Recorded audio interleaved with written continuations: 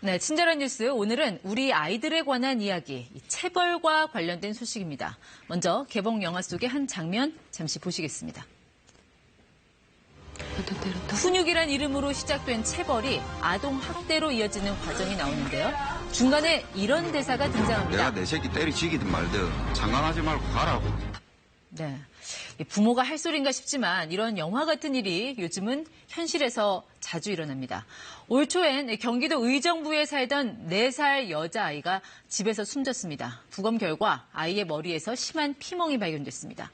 엄마가 아이 머리를 때리고 화장실에서 밀쳐서 넘어뜨린 건데 소변을 가리지 못했다라는 게 이유였습니다. 실제로 아동학대 사례는 연 2만여 건에 달았는데요. 가해자의 70% 이상이 부모였습니다. 결국 정부가 법 개정에 나섰습니다. 그 대상은 바로 친권자의 징계권을 규정한 민법 915조입니다. 보시는 것처럼 자녀의 그릇된 행동을 부모가 징계할 수 있다라고 되어 있습니다. 지금까지 체벌이 합법적이라는 근거 조항이 되었습니다. 때문에 자녀를 폭행한 부모를 관련법으로 처벌하려 해도 이 친권자의 이 징계권을 주장하면 형량이 줄어든 판례가 많았습니다. 앞으로 정부 방침은 친권자의 징계권이라는 이 권위적인 용어부터 없애겠다는 겁니다. 또 징계권에서 체벌을 제외한다는 명확한 단서를 붙이는 방식으로 법을 바꿔나가기로 했습니다. 이렇게 되면 앞으로는 훈육 목적의 체벌, 즉 사랑의 매도 원칙적으로는 안 되는 것이죠. 정부의 설명 들어보시겠습니다.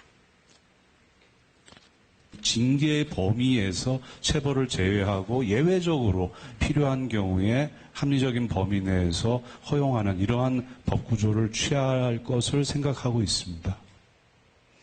네, 이런 정부의 방침 여러분께서는 어떻게 생각하시나요? 귀한 자식에겐 매를 주고 미운 자식에겐 밥이나 많이 줘라. 명심보감에 금원을 새기며 자란 부모 세대는 당혹스러울 법도 합니다.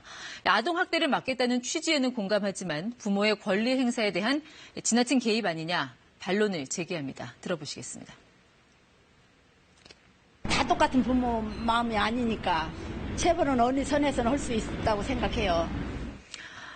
실제로 복지부가 체벌의 필요성에 대해서 묻자 체벌이 필요하다는 답이 76.8%로 필요 없다는 답보다 많았습니다.